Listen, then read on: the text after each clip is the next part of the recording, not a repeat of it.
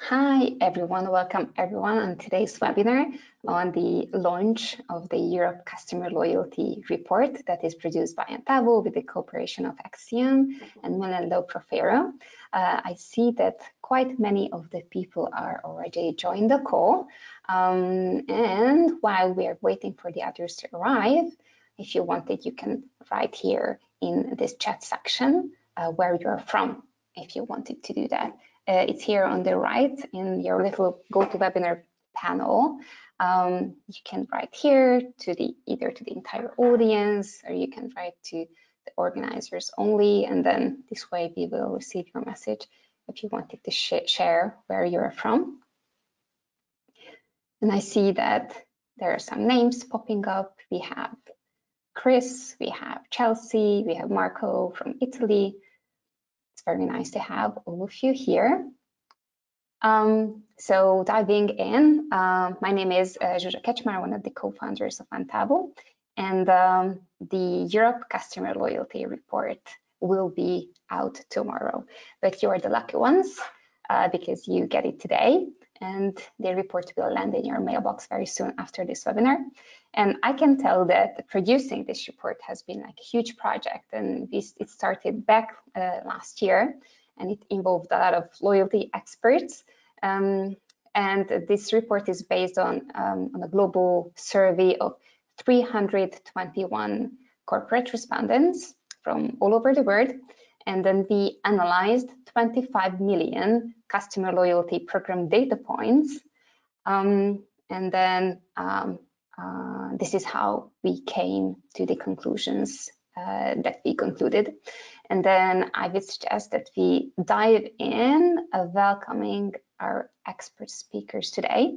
And we will discover the most important stats together from the Europe Customer Loyalty Report. I'm here today with these two brilliant experts, Chung and Dean Lanzman. Please introduce yourself, starting with Simon, maybe. Thanks, Zsuzsa. Hi, everyone. My name is Chung from Acxiom. We help brands unlock the value of data and technology to allow them to accelerate growth and deliver amazing customer experiences. As head of strategy and consulting in EMEA, I help brands to define their holistic data identity and technology vision, and then help them develop a value realizing strategy and roadmap to get them there. So that's me. Thank you, Simon. I will also introduce myself briefly, as that's my photo in the middle. I'm one of the co-founders and CMO of Antavo, the loyalty management platform for enterprise companies. Our technology is no code, and it's also omni-channel, and we are trying to practice what we preach, for example, in these kinds of reports that we are producing. And I would like to hand it over to Dean now. Thanks. Hi, I'm Dean Lanzman. I'm head of data here at MullenLowe Profero. We are a global customer experience agency and build brands through digital experiences. I specialize in leveraging clients' data and tech to build strategies for personalized and meaningful customer experiences across the connected journey, whilst also driving commercial growth. Thank you. Excellent. I just want to share why we are the ones sitting on this panel, and the reason is that we are working together. We are like a super trio because we serve clients together, as we perfectly complement each other as companies. So when working with clients, MullenLowe is providing the strategy on how to actually run a loyalty program. Antavo provides technology, and Acxiom is connecting it all together with a group of engineers who will actually implement the loyalty program. All right, today in the next 25 minutes or so, we will talk about three things: the state of European loyalty, top 4 learnings from the report, and top 3 ways on how to take action. We plan that this first part of the webinar finishes in 30 minutes, and after that, if you wanted, you are free to go. You received everything that we wanted to share about the report. But for those who have the time, you can stay for the Q&A, which will be an additional 20 minutes. And then you can ask your questions even during this first 30 minutes. Here on the right, in this GoToWebinar control panel, you see a label questions. If you open that down, then you can already write your questions there, and we will be happy to answer it. If you wanted, you can call out either of us, so we will be answering your questions. This webinar will be recorded, and then you will receive the recording and the state of the European Customer Loyalty Report after the webinar is happening. All right, let's start with the state of European loyalty. So what is that stands out from the report for the European region? And it's two things what we identified. The first is that in Europe, it's significantly more loyalty programs that engage customers outside of the spend than the rest of the bird. So engaging the customers like in social, or when they refer a friend, or when they do other activities than making a purchase. And the second thing is that Europe also ranks #1 in terms of personalized loyalty program. So we are great in personalization and engaging customers outside of the spend. But there is also some catching up to do. And the first is, out of the two examples that we added here, compared to the global average, it's a bit less European companies that classified their program as more emotional than rational. So we are still at rational loyalty programs, which in a way great, because it's easy to understand, and especially these days when inflation is rising, and for people that's something attractive too. But the bird is going to a direction of emotional loyalty that we can't ignore, because we are losing our edge in the competition. And the second point here is that European companies agree that no-code loyalty platforms are a valuable asset, but it's still below the global average with 64%. All right, so now let's dive into the top 4 learnings from the report. But before we dive into that, I would like to ask you to answer a poll question. And here it is. I'm launching the poll now. Are you satisfied with your loyalty program's performance? You can cast your vote here. You can select either yes or neutral, because you could do better, but it's okay, or no, and it's for those who have a loyalty program. I see that the numbers are growing, people are voting. You can stay click till I close the poll, and I'm closing the poll now and sharing the results. It seems that most people who gave their answers, they are neutral about their satisfaction related to their loyalty program's performance. So let's see what is the conclusion that we came to in our research. And it seems that according to our research, 56% is satisfied and 43% is neutral. And there is also this high intention to revamp the loyalty program. It's like 7 people out of 10, they want to revamp their loyalty program. And it seems, I think, that people see the possibility of how their loyalty program could be better, because it's quite a big portion who are neutral. So what do you think, Dean? What can be the reason for their motivation to revamp? Yeah, thanks. Yeah, I also don't think it is about satisfaction or dissatisfaction. I think it's more about a response to changes in customer behaviours and attitudes. I think the truth is that we're becoming naturally less loyal creatures of habit, particularly over the last couple of years, whether it's our job or maybe our energy provider or maybe our supermarket or our airline. It's often easier and cheaper to switch our brands of choice if they're just not delivering each and every time we engage, right? And so we're continuously reassessing these choices based on our past experiences with the brands. So I think that companies that are winning are recognizing these shifts in consumer attitudes and expectations, and they're not afraid in pivoting their loyalty programs away from more short-term transactional rewards-based programs to more of a longer-term, more emotionally connected and far more meaningful experience.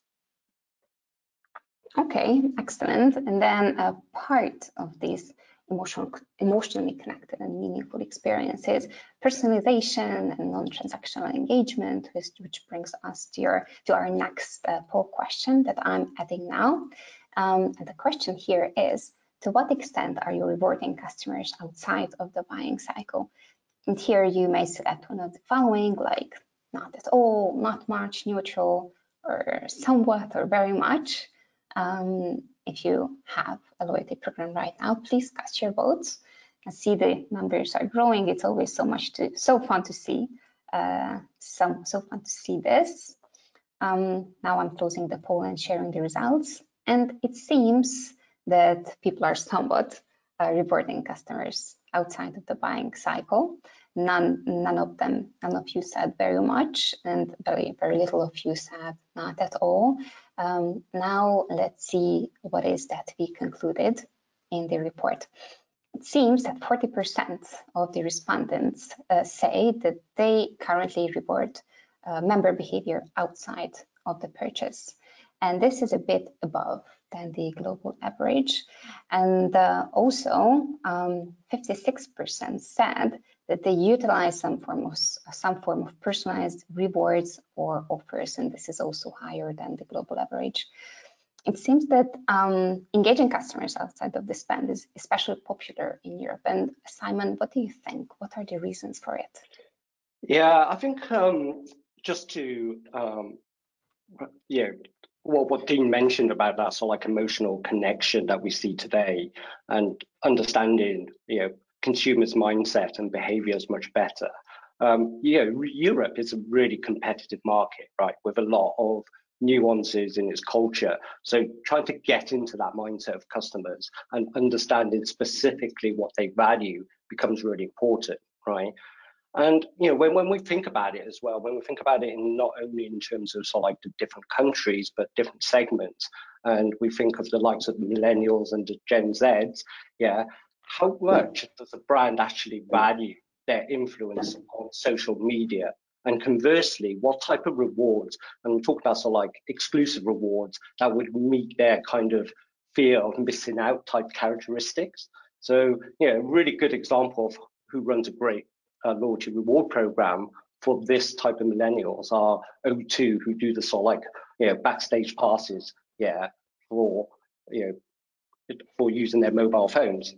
Conversely, as we mentioned earlier around sort of like the impact of pandemic on some of the less digital savvy but now more digital savvy silver surfers, how do we as a business try to understand how we can reward them for word of mouth recommendations, for example, and what type of exclusive access to life experiences should we be focusing more on rather than that sort of like £10 voucher that you would get as a reward. So just thinking about it in terms of demographics as well as market differences become really important. And just to reiterate what Dean said, if we don't engage with customers and recognize them, there's so much choice out there for them to really quickly switch brands and connect to the ones that they feel are more personal and valuable to them. And what you're telling now is all these high expectations from customers, and actually marketeers have a hard time delivering to these needs, and our next poll is connected to that.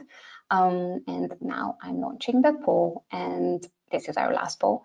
Do you think that a loyalty manager should be able to manage the loyalty program without programming knowledge? And if you want to now, everyone either with or without a loyalty program can vote here. You can either vote yes or no, and then I will close this poll now in a second.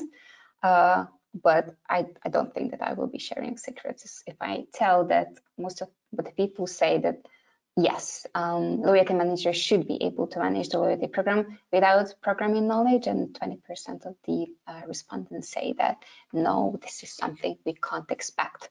So now let's see that what is that we learned from the numbers. So first, the first number here is saying that 50% of the companies with a loyalty program say that right now the marketing team were most typically the loyalty programs are, they are very dependent on the IT team, and it's a bit more than the global average. And for the future, 74% of the respondents with a loyalty program say that they plan to equip marketing with the right tools and processes to reduce this dependency. And here I'm asking Simon again, as you are the experts in this field of technology, that it seems that the companies in this region, they're actively searching for the best technology for their team. And what do you think? What kind of solutions can reduce this dependency on the IT team? Yeah, thanks, Zsuzsa, again.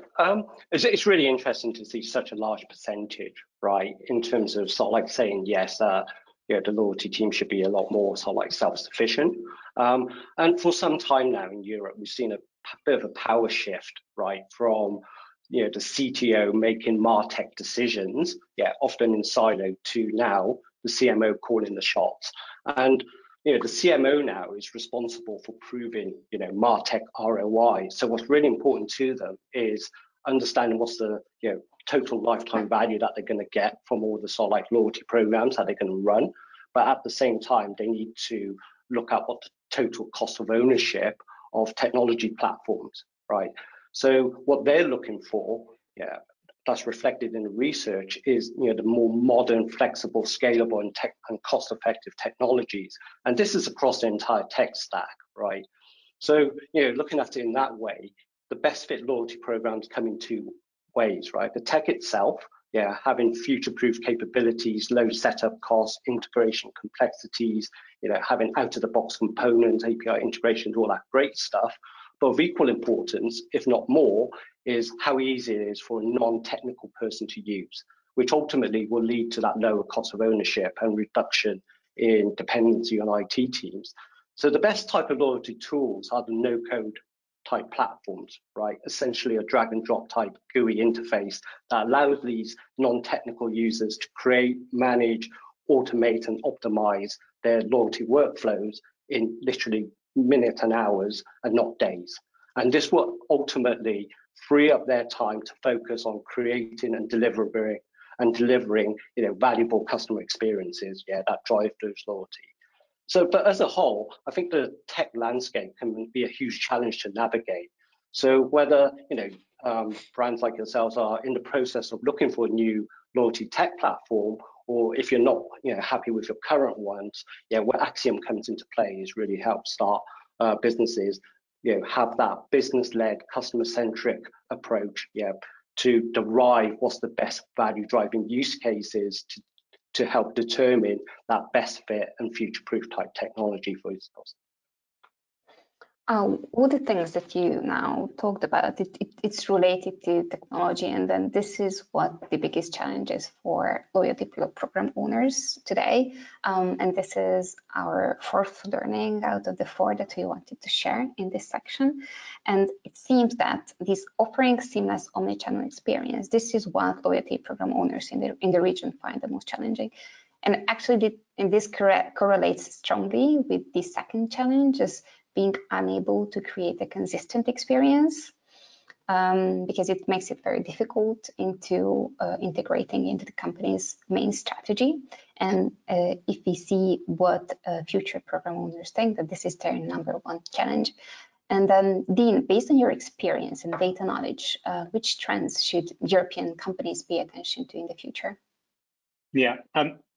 So firstly, I'd say start by looking inwards into your company and listening to your customers. As obvious as it is, many of us unfortunately don't do that. Are they the same customers that they were, say, a couple of years ago? Is your competition attracting a new type of customer? So let's try to really dig deep into your data, truly understanding, and don't be afraid to discover something new.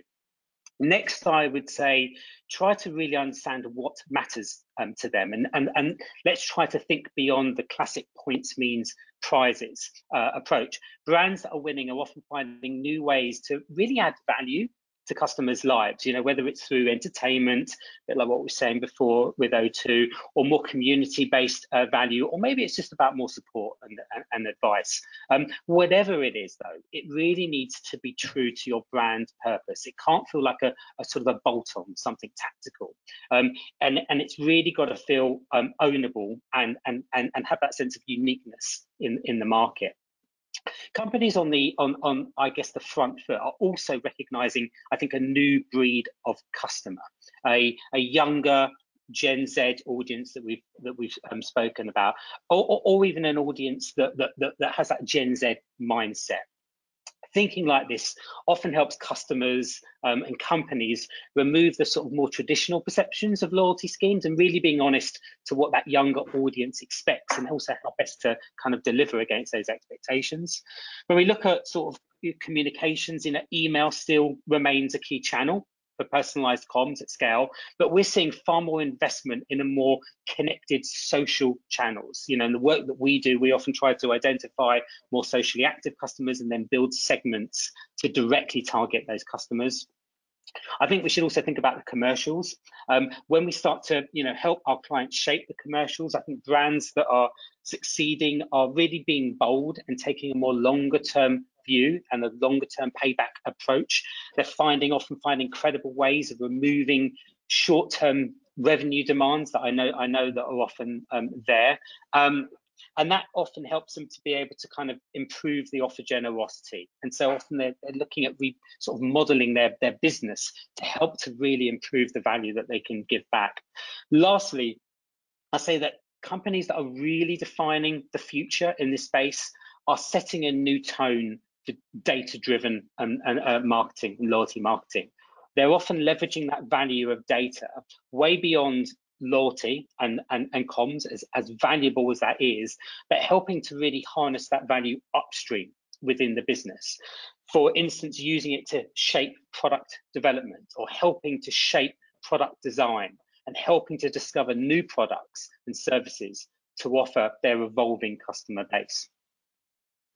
All the things that you just said, they are already so actionable. And then this brings us to our next chapter, which is basically the actions that we suggest that people should take after reading this report, these top 3 advice on how to take action. And we prepared these little thoughts for you. And the first will be by Dean on how keep investing in loyalty marketing and loyalty technology. Sure. So, I mean, loyalty programs, when done right, no doubt can be absolutely critical to building long-term valuable customers and delivering a strong ROI. To get there, though, like I said earlier, it's about being true to your brand's purpose, being more emotional, less transactional, and really harnessing all of that amazing, valuable data that we have and insights, not just to be relevant, but really being truly meaningful to each and every customer. So that's the first one. I think the second one is about not building your business case, your sort of commercial business case in silo. Work across your departments, getting their support, which is not just sort of commercial, but emotional support to really sort of buy into it, and allowing sufficient room in your commercial model to make the necessary tech investments that you know you need to bring that vision to life, and sufficient time in the model, in the payback model, to show that value. It can't happen overnight, as I'm sure many of us know. And then lastly, I would say, don't be afraid to be different and stand out in terms of the structure of your loyalty program amongst that sea of same, the sort of familiar place of loyalty programs. Customers are often more embracing of change than we often expect, right? And spend time to discover fresh ways of delivering consistent value and making customers feel special. That's what it's really all about, isn't it? Not just after they've spent with you and spent even more, but during that journey along the way. All right, and how to get this done, and this is which brings us to action 2 that Simon will talk about: upgrading your technology stack. Yeah, thanks again. So I just want to reiterate what Dean mentioned earlier around data-driven. So when we look at loyalty programs, firstly, they shouldn't be seen as a standalone technology solution. They need to be part of a wider holistic marketing ecosystem that includes the likes of CDPs, marketing automation, cloud platforms, and the like. But what's really important is that we include data and identity at its very heart.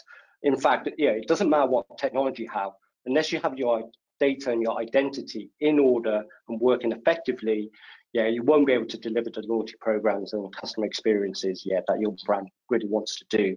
So a great point to start is to resolve your customer's identity and provide them with a team with a full 360 view of your customer. Make better use of your data assets, whether they're first-party, second, or third-party data, to enrich what you have, and use these richer insights to make those data-driven decisions that Dean was talking about earlier. And once this is done, then look at your current tech stack. We need to ask ourselves the questions as businesses. Can you achieve what you want in the short and medium term by maximizing the technology that you already have today? Or do you need to make a fundamental change, or upgrade? So defining a future tech stack and roadmap to get you there is probably more important. However, what we kind of find is that most businesses do these together, right? You can have a sort of like a more of a fast lane piece and a sort of like slower lane piece. But if you do need to update your tech stack, my top tips are, if you can, always opt for no-code technologies. With this, like I mentioned earlier, non-technical users can really handle everything without the need for any coding knowledge, reducing their reliance on IT teams, and will just set themselves free to do all the creative stuff. And our action 3 is related to this topic on embracing emotional loyalty, and it can also happen with the help of technology. And just let me tell you a great example of one of our clients who does it like super nicely. And they are a mountain wear retailer called Bergzeit, and they really practice what they preach. They really encourage that you go out and climb a mountain, and they built up their loyalty program to resemble this. So they reward if you go out hiking on the weekend, which I think is really just how the future of loyalty programs will look like. It's not connected to a purchase. It's not connected even directly to product usage. It's connected to the lifestyle that this brand or retailer represents, which is active lifestyle, being out in the mountains. And they do it through an integration with these fitness apps. There are two that they're integrating with. One of them is Strava, that everyone knows. And Strava is able to measure altitude change, and this is how it makes sure that the person actually climbed the mountain. And this is what feeds into the loyalty program, and this is how customers are being rewarded. I think it's like an excellent example of how loyalty programs in the future will look like. And emotional loyalty is not only this, it has many elements, and it's up to you to figure out which are the parts that are valid to you. Even referral/influencer loyalty programs or subscription loyalty programs, these can also mean a bigger emotional investment for the customer.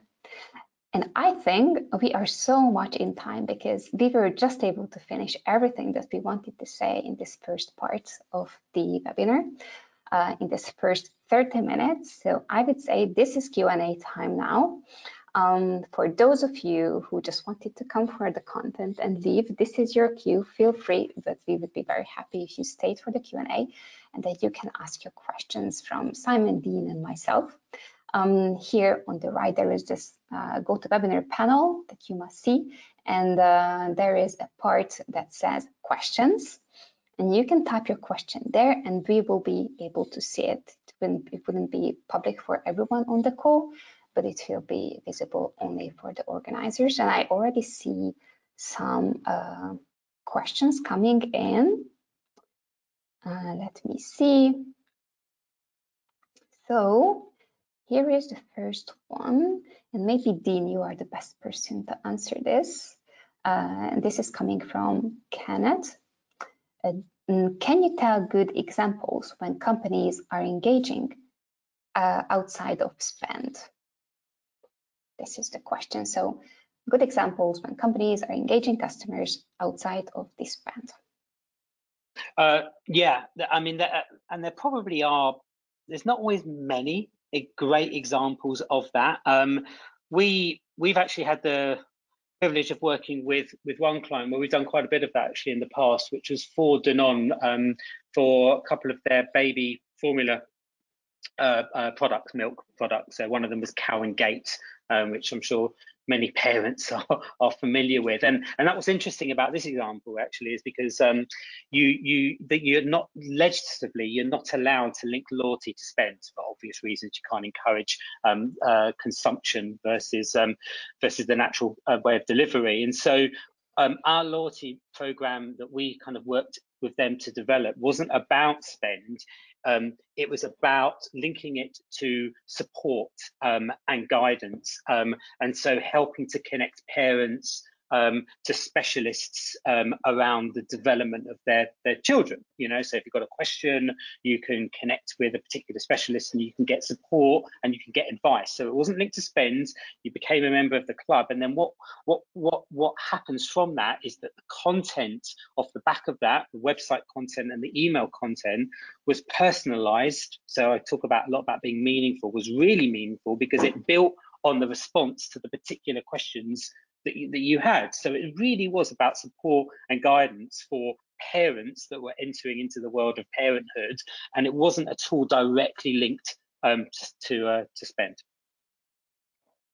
That's amazing. Thank you very much. There is a second question, and I think Simon will be the best person to answer this. It's related to no code. Our company is trying to be leaner. How much does no code help us in this? Does it save time and effort for my staff?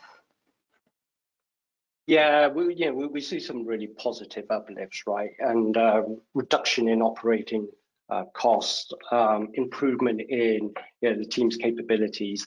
And with any technology, there's always a reliance on IT for implementation. But as we're kind of seeing with more and more of our clients, is during that implementation phase, we also onboard them with the interface of the platform, so that almost the business users become self-learning during the implementation. And typically, if you conduct the proof of concept or proof of value early, that can help the team really start to get under the bonnet of a system, and understand how to use that effectively. So when they start doing more complex actions, they're a lot more self-sufficient in order to do that. Okay. The next question is coming from Kate, and she's saying the Bergtide loyalty program, when they reward the mountaineering challenge, is very nice. Can you share what are the feedbacks that Bergtide has from their customers, and how do they like the loyalty program? Yeah, so that's like such a nice example and such a nice loyalty program. And what we learned is that they were able to create this group of super fans because they have this excitement for these challenges from this like smaller group, and that is a very strong customer group. And there are these challenges that can be unlocked weekly. So it's regular activities that they encourage. It's not only happening once, but these are coming in weekly. And they differentiate between the location. So if there is an area with mountains, so people could really climb mountains, they do such challenges that are rewarding those people who are on those locations where hiking is possible. But there are also seasonal campaigns which are rewarding different types of activities. For example, biking, where you don't need a mountain to hike, and then this is for a wider public. And this way they are expanding their reach. And then they also do these events that Bergtide organizes. And then this way they are able to connect those people who are sharing the same interests. Such a nice way to build a community. All right, Let me see the next questions. Very nice to see that questions are popping up. You still have time to ask your own question. And then, what is your favorite example of a loyalty program that is truly seamless and omnichannel? I don't know, Dean or Simon, which one of you would like to take this question? Like a favorite example of a loyalty program is omnichannel. Shall we both go for it? Or both. Yeah, you go first, Dean, and I'll we're so polite, aren't we? This time I'll pick an example that I'm a customer of and not one that I'm an agency of. Sky TV, and I think it's a particularly challenging market because there's so much choice out there and it's quite expensive, isn't it? So great thing with Sky is I think it's based on tenure. So the longer that you're with them, the more access that you get. And I think they're very good because they don't just play to sort of both product and content. So I'm now a customer of Sky Glass, the new sort of integrated TV. But what it does is it gave me first access to that product. So I think first to get it, I think it was quite smart. And also, of course, what they do is they play to providing you offers based on the content that you're watching, so they can best understand the content that me and my family are watching, and then we start to get offers to access premier content for free without having to pay additional sort of costs for it. And they must be doing well because I've been with them for 15 years, so they're doing something right. All right, how about you, Simon? I guess my one's going to be an example of a client that I worked on, and that's Chelsea Football Club. So if you look at Chelsea Football Club as a whole, right, they've got a stadium in London, but they've got fans across the entire world, right? So understanding the different segments, you've got your season ticket holders that can go to the games, maybe buy a bit of merchandise, that type of stuff. You still got, fans that can go to specific games throughout the season, a bit more ad hoc cup games. Yeah, but the spend will be lower. But if you look at their overseas fans, and these are fans, right? And when fans belong to a club, yeah, they are absolutely loyal to them, right? Unless it's to a player, yeah, which we also segmented. But how do you reward a fan, for example, over in Thailand, so South Africa, maybe in America, that will not probably ever come to the football club itself? Yeah, might not buy the football shirt from an official merchandiser. How do you reward them through, engaging with content on their website, right? If you engage a specific amount, how do you gamify that so that actually you can reward them by unlocking exclusive content, or you recognize them, so when the football club does that pre-season travel overseas, you invite them to come and meet the players for open days, that type of stuff. That's really exciting. And some of the gamification elements and opening unlocking different badges and rewards becomes quite fun, but at the same time, as Dean mentioned, around select commercial value, unlocking a lot of that type of content and giving freebies, you've really got to put the right measures in place so that people don't abuse that level of engagement or reward for those levels of engagement. All right, then more questions. Loyalty programs that span across different regions. How do you do it right so there is a nice customer experience wherever the loyalty program is accessed? So now we are talking about something that you just talked about, Simon, and then I like this example so much because it's so 21st century that there is, for example, in the case of the football clubs, there is a product that is in a location, but with the help of technology and not just this web 2.0 or even 3.0 that we will be looking to have in the future. But since television exists, it's transported to all over the world. And in order to reach those people, other strategies are needed. And this question is related to that too. So loyalty programs that span across different regions, how do you do it right? So there is a nice customer experience wherever the loyalty program is accessed. I will be curious about your thoughts, Simon and Dean, but before, let me share how one of our clients do it. Love Bonito, they are a fashion company in the APAC region. and they target the young woman who likes to travel. And for them, it is essential that the young women who are buying in their stores, they are able to access their own account, their profile in the loyalty program wherever that they are traveling to. So they had one big loyalty program which was able to be accessed from whatever countries they are in. And I think it's a very nice experience for the customer and a great example for the future too on how loyalty programs should look like. Dean, Simon, do you have good examples related to these loyalty programs that span across different regions? Do you want to go, Simon, or should I? I'm happy to. I think just as an extension in terms of sort of like expanding across different markets, I think Chelsea's was an answer to that, but under the bonnet in terms of technology, what's really important is being able to glue your technology stack together, right, and integrate your data, your identity, and all your technology systems to have that omni-channel view, because no one engages with a brand on one or two channels anymore. It's across all channels, right? And we need to be able to identify how you behave across the different channels and be able to match that into that sort of like centralized customer 360 view. So I think that's really important. Dean, if you want to add on.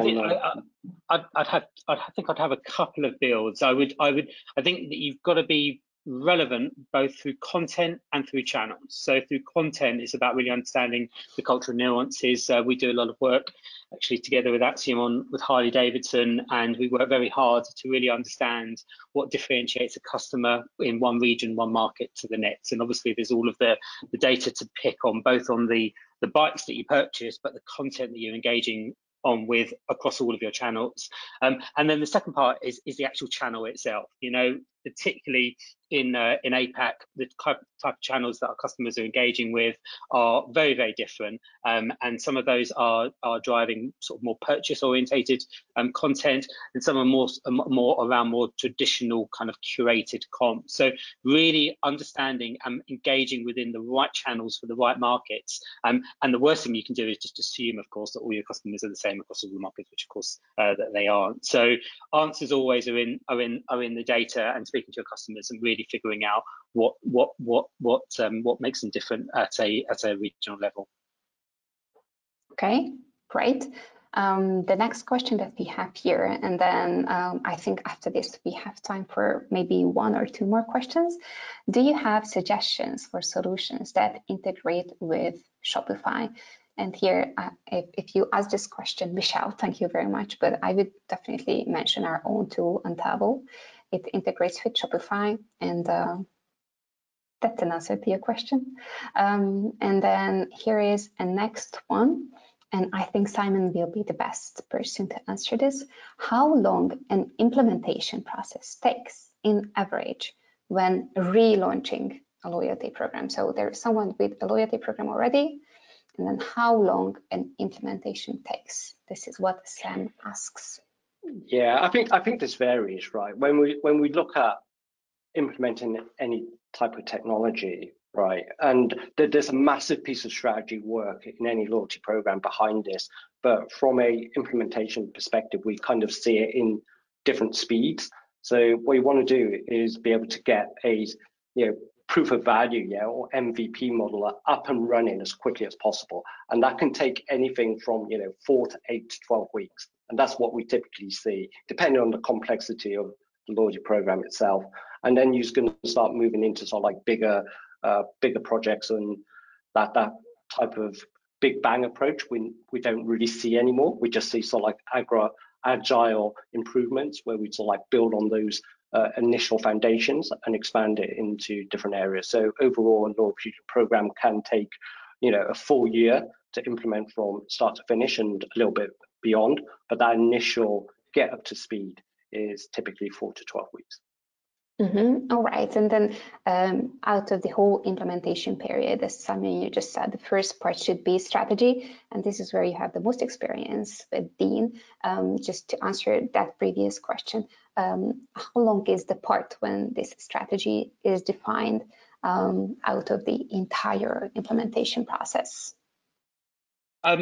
Yeah, I mean, I'd love to always give a direct answer. It's the honest truth is it varies, and the reason why is because it depends on, you've got to start with understanding performance today and understanding your customers today. And some of our clients will have greater insight they can get there fast, and others won't. So typically what we'll do is we'll have a discovery phase initially, so to really understand how your customers are engaging with your well, if you have a loyalty program, we're looking to change it, and how they're sort of engaging with your brand. So that typically can be kind of like anywhere between about 4 and 8 weeks, and then we'll sort of start to kind of build the strategies for engaging with your customers. I suppose on average it's somewhere between 4 and 8 weeks, but it really kind of depends on what your starting point is at the moment, and how much of an auditing process that we sort of might like to do with your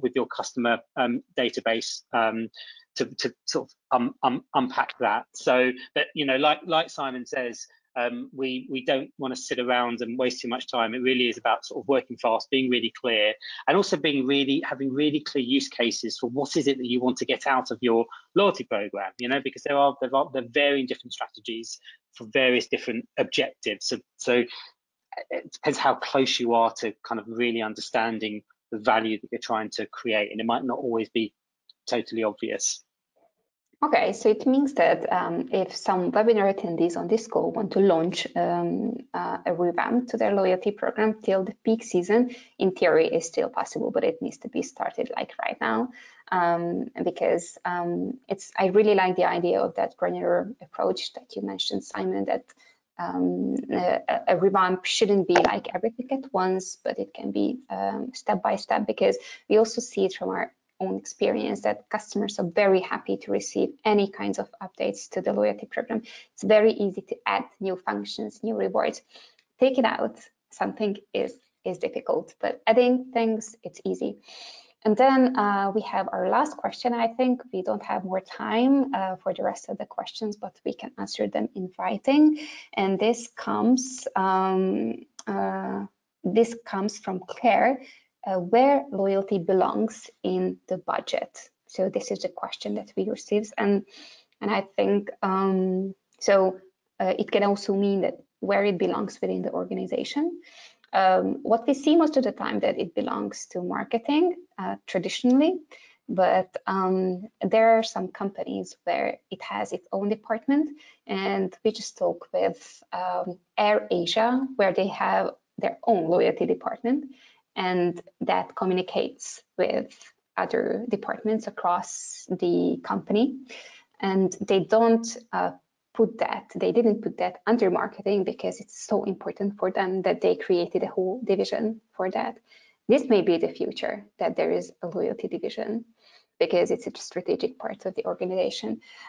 What are your experiences? For example, Dean, what do you see where loyalty belongs in terms of budget?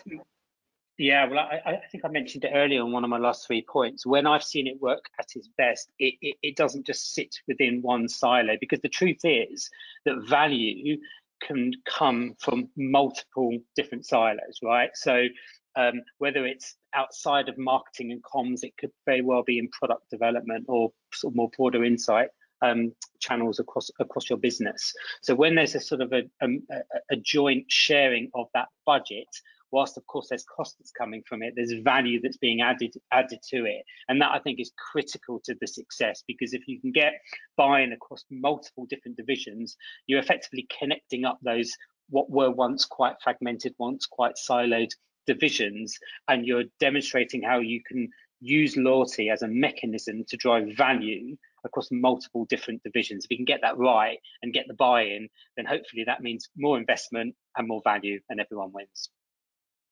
All right, thank you very much, Dean. And I think this wraps up our conversation around customer loyalty and loyalty programs.